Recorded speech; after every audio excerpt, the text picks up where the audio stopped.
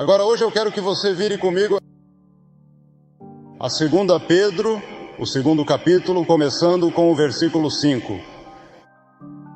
Espero que vocês tenham trazido suas Bíblias, porque queremos falar sobre um assunto muito importante hoje.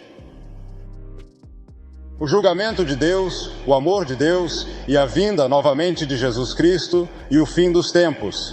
Não é o fim do mundo, não haverá o fim do mundo, mas haverá o fim da era em que vivemos, dominada pelo diabo e dominada pelo mal. Isso chegará ao fim e Cristo, o Messias, voltará. Queremos falar um pouco sobre isso hoje. O 2º capítulo de 2 Pedro. Agora, o 2 Pedro em suas Bíblias vem logo depois de 1 Pedro, se você estiver tendo problemas para encontrá-lo. Começando com o versículo 5. E não poupou o mundo antigo, mas salvou Noé, a 8ª pessoa, um pregador da justiça, trazendo o dilúvio sobre o mundo dos ímpios e transformando as cidades de Sodoma e Gomorra em cinzas, condenou-as à derrubada, tornando-as um exemplo para todos aqueles que viveriam ímpios no futuro.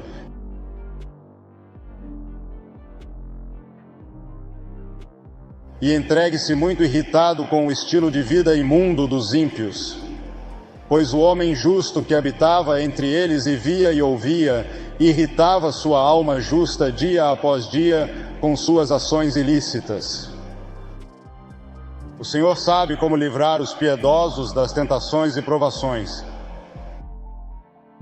Se você está passando por uma séria tentação ou provação agora, Deus sabe como libertá-lo.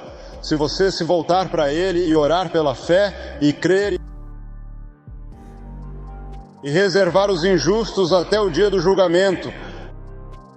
Aqueles que estão fora de Cristo, aqueles que vivem vidas perversas, estão sendo reservados até o dia do julgamento. Há um dia do julgamento chegando.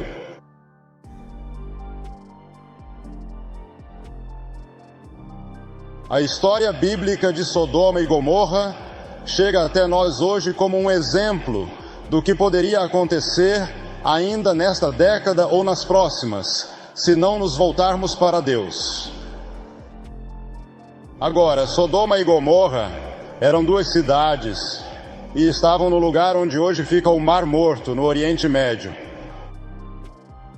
O Mar Morto fica a 16 quilômetros por 80 quilômetros de um lago interior no Baixo Vale do Jordão. É um corpo de água saturado de minerais que fica a 1.260 pés abaixo do nível do mar. É a parte mais baixa do mundo. E Abraão está passando por aquela parte do mundo com todos os seus rebanhos e toda a sua família, indo para a terra que Deus lhe havia prometido. Ele era um homem de Deus e ele tinha consigo seu sobrinho chamado Ló. E ele viu que os servos de Ló e seus servos não se davam muito bem. Então ele disse a Ló: Ló, vamos dividir. Ficamos muito grandes. Existem muitos outros. Muito gado. Seu gado e meu gado estão se confundindo. Você escolhe onde quer morar. Se você quiser ir para o oeste, em direção ao que hoje é a Palestina, ou se quiser atravessar o Jordão e vá para o Vale do Jordão, que é exuberante como um jardim do Éden, você escolhe e eu tomo o outro caminho. Então Ló olhou ao redor, e ele olhou para Sodoma, ele olhou para Gomorra, e ele viu que aquela era uma parte muito rica do mundo, uma parte maravilhosa para se viver. Ele consultou sua esposa, ela disse: com certeza queremos ir para Sodoma. Ela queria ir para onde estavam os bons tempos. E então Ló disse a Abraão: tudo bem, tio Abraão, nós vamos. Escolhemos descer até Sodoma e Gomorra e descer até o exuberante Vale do Jordão. E levaremos nosso gado e nossos servos e nosso povo e nossa família. E é para lá que iremos. Abraão concordou, disse: tudo bem. O Mar Morto estava cercado naquela época. Não era o Mar Morto, é claro, mas naquela época era uma parte do mundo exuberante, inacreditavelmente exuberante. Mas com a sua riqueza veio um estilo de vida de hedonismo, obsessão sexual e perversão, cujo estilo dificilmente foi igualado na história do mundo. Tanto que hoje a palavra Sodoma é usada para descrever um certo estilo de vida que as pessoas podem adotar. Assim como Deus enviou um dilúvio para destruir uma humanidade corrompida nos dias de Noé, também sobre Sodoma e Gomorra, ele enviou um julgamento de fogo totalmente destruidor. E aquele fogo, um enxofre que caiu sobre Sodoma e Gomorra, não apenas a destruiu, mas afundou aquela parte do mundo até a parte mais baixa da terra. Agora, quais foram os pecados de Sodoma? Por que Deus permitiu que esse julgamento caísse? O primeiro pecado que eles cometeram foi a falsa segurança. Eles estavam seguros. E hoje temos uma segurança por trás dos nossos oceanos e por trás do nosso poder militar. O presidente Yeltsin afirmou que o mundo inteiro poderia estar, sem saber, à beira de um abismo. E vocês viram nos seus jornais esta manhã os problemas que estão enfrentando na Rússia neste momento, no governo.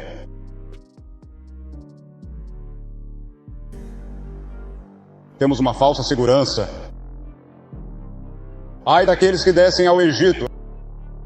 Agora, o Egito naquela época não tinha muito a ver com o povo israelense.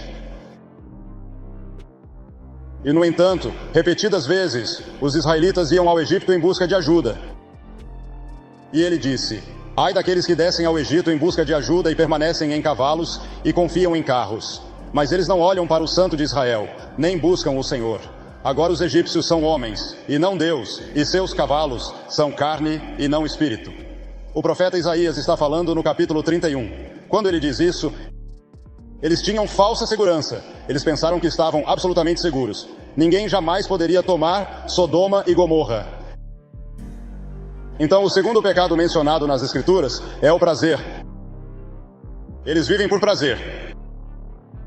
Em Jó 20, capítulo 5, diz que a alegria dos ímpios é curta e a alegria do hipócrita apenas um momento. Você só tem um momento para aproveitar. Então você terá a eternidade para se arrepender. A Escritura diz que há prazer no pecado por um momento. Então está tudo acabado. E então não há nada além do remorso e da culpa. A Escritura diz que há um caminho que parece certo ao homem, mas o fim dele são os caminhos da morte. Mesmo no riso, diz a Escritura, o coração fica triste e o fim da alegria é o peso. Mesmo quando você está rindo, muitas pessoas... No Salmo 53 diz: o tolo disse em seu coração, Deus não existe. Mas se você voltar ao idioma original em hebraico, aqui está o que diz. O tolo disse em seu coração, não há Deus. Ele não está dizendo que Deus não existe. Ele está apenas dizendo não a Deus. Veja, você não pode provar cientificamente que Deus existe e não pode provar cientificamente que Deus não existe. Mas todo mundo sabe que deve haver um Deus. E depois há outro pecado que Sodoma e Gomorra cometeram. Foi um exagero. A maior parte do mundo, uma grande parte do mundo, vive abaixo do que chamamos de nível de pobreza. E em Lucas 21 diz: e tomai cuidado de vós mesmos, para que em algum momento os vossos corações não se sobrecarreguem com a fartura, a embriaguez e os cuidados desta vida, de modo que esse dia chegue sobre vós despercebidos. John Eastwood escreveu há algum tempo: as pessoas não decidem ser bêbados, ou viciados em álcool, ou prostitutas, ou assassinos, ou ladrões, mas armam suas tendas em direção a Sodoma, e os poderes do mal os vencem. E quantos de nós somos assim? Armamos nossa tenda em direção a Sodoma. Nós meio que vivemos metade em Sodoma e metade com Abraão. Nós meio que gostamos de Sodoma. Ansiamos pelas coisas que Sodoma tem. Gostaríamos de ter a diversão e o prazer que imaginamos que eles estão tendo. Gostaríamos de ter todo esse dinheiro. Mas os poderes do mal vencerão você e você morrerá antes do tempo e se perderá de Deus.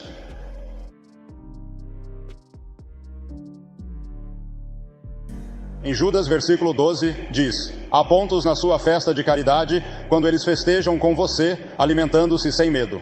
Quantas vezes vemos eventos de caridade e agradecemos a Deus por aqueles que estão sinceramente interessados, mas vão se divertir e serem vistos. E há uma vaga na instituição de caridade deles. E esse é o lugar. E então o povo de Sodoma e Gomorra teve alguns novos deuses estranhos. Sempre que um homem procura, honra ou exalta algo mais do que Deus, isso é idolatria. E há muitos de nós que de idolatria, mas não percebemos isso. No Salmo 44 diz: se esquecemos o nome de nosso Deus ou estendemos a mão a um Deus estranho, Deus não procurará isso. Romanos 1 diz: transformamos a verdade de Deus em mentira e adoramos e servimos mais a criatura do que o Criador. Adoramos nossos corpos e adoramos nossos bons momentos e gastamos mais em nossos cosméticos do que adoramos a Deus e Cristo. Isso é o humanismo moderno. E então eles também eram culpados de ganância. A ganância foi uma praga na vida do povo de Sodoma e Gomorra. E um dos vícios que hoje mantém milhares de americanos em seu vício é o jogo. E parte da motivação do jogo é a ganância. Os trabalhadores em todo o mundo industrializado estão a ficar cada vez mais traumatizados pelo excesso de trabalho e pelo seu esforço para ganhar mais do que as suas necessidades exigem. Então negligenciamos nossas famílias para conseguir mais dinheiro para que possamos, e realmente não precisamos dele. Deus prometeu suprir todas as nossas necessidades, mas nunca prometeu suprir todas as nossas ganâncias. E então, nos pecados de Sodoma e Gomorra, tão graves que Deus os abandonou. Em Romanos 1 diz que Deus os abandonou 3 vezes. Ele disse que desistiu deles. Deus desistiu de você? Não, o simples fato de você estar aqui hoje mostra que Deus não desistiu de você. Deus ainda está falando com você. Ainda há uma chance de você vir a Cristo. Ainda há uma oportunidade para você receber o amor de Deus e o dom de Deus em Cristo. Em 2 Timóteo 3 diz que os homens serão amantes de si mesmos, avarentos, presunçosos, orgulhosos, blasfemadores, desobedientes, ingratos, profanos.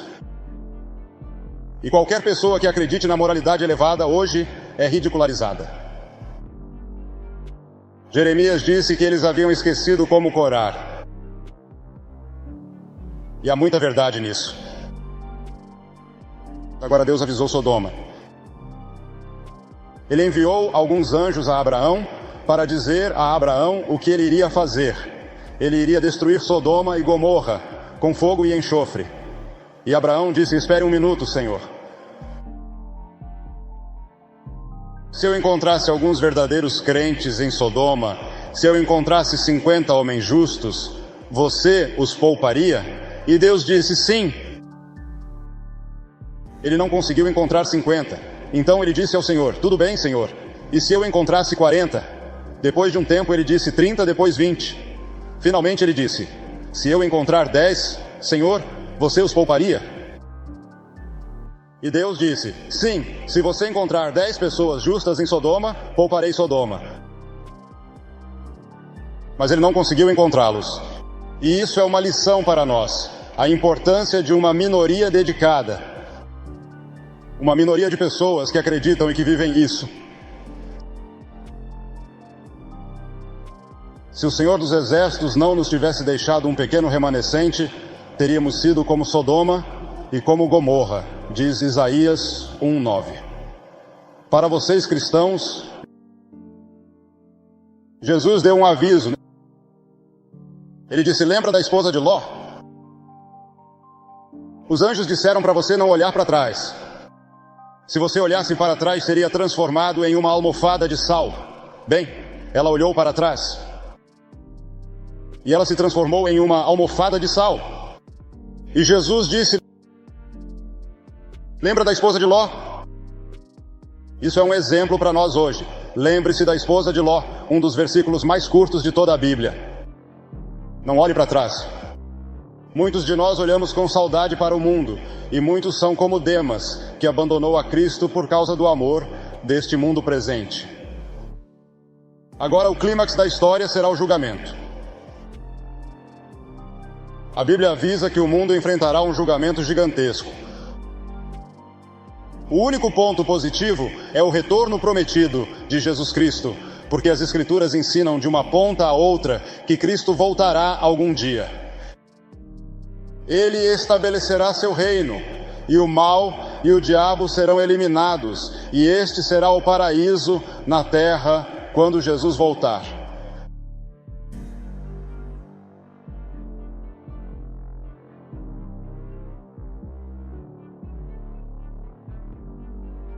Veja, Jesus Cristo nos amou tanto que foi à cruz e morreu por nós. Ele levou todo o inferno e todo o julgamento sobre ele na cruz. E a Escritura diz: Deus amou o mundo de tal maneira. Deus amou de tal maneira este mundo presente que deu seu Filho unigênito para que todo aquele, isso inclui você, todo aquele que nele crê, não pereça, mas tenha a vida eterna. Você diz, bem, quando Cristo vai voltar?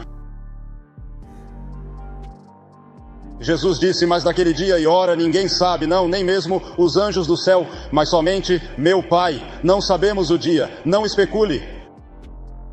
Está chegando, é certo. Ele nos deixou alguns sinais. Eu gostaria que tivéssemos tempo para examinar todos eles hoje. Acredito que cada um desses sinais está se cumprindo neste momento. E Cristo poderia voltar a qualquer momento.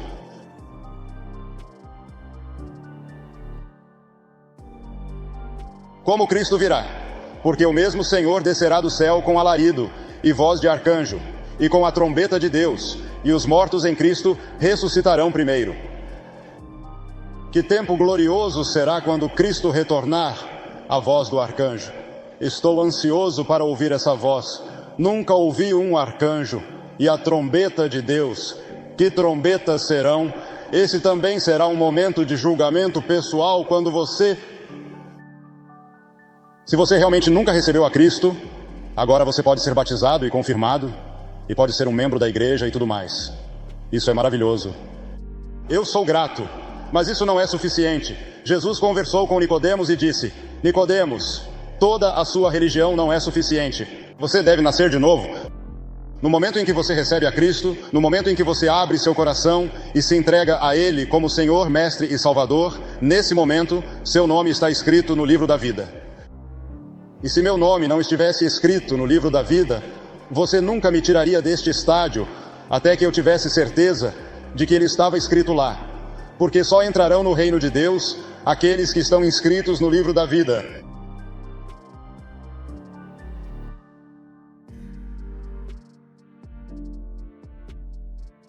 Veja, para aqueles que estão escritos no livro da vida, Jesus Cristo morreu na cruz.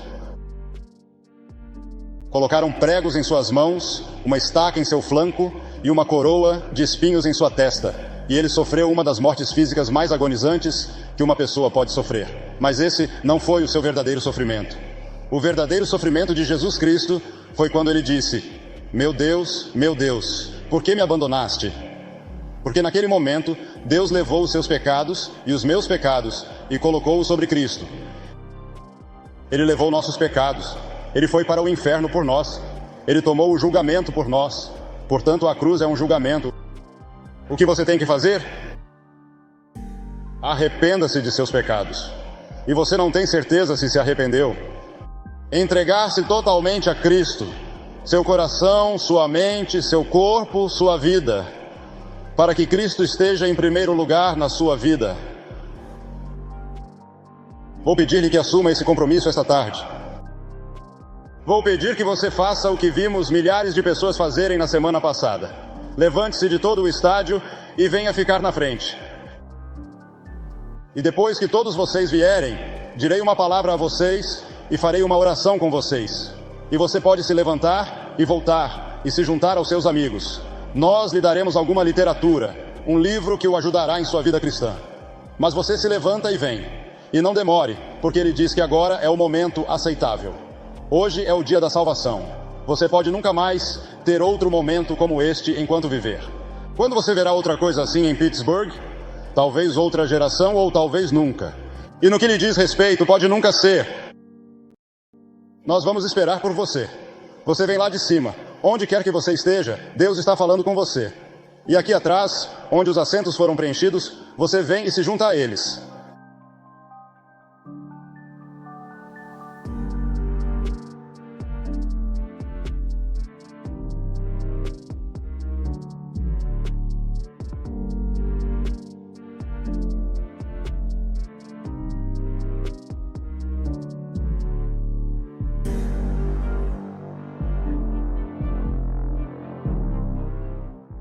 Assim como centenas de pessoas estão respondendo ao convite do Sr. Graham para assumir um compromisso público com Jesus Cristo, você pode assumir esse mesmo compromisso exatamente onde está. Você que está assistindo pela televisão pode ver que dezenas de pessoas estão vindo de todas as partes deste grande estádio para assumir seu compromisso com Jesus Cristo. E onde quer que você esteja, em uma sala de estar, em um quarto de hotel, em um bar, onde quer que seja, você pode assumir esse mesmo compromisso com Cristo. Que Deus ajude você a assumir esse compromisso.